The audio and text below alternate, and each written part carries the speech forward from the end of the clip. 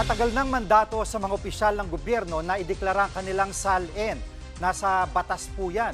5 sa mga nagdaang Pangulo ang nagsapubliko ng kanilang mga salin.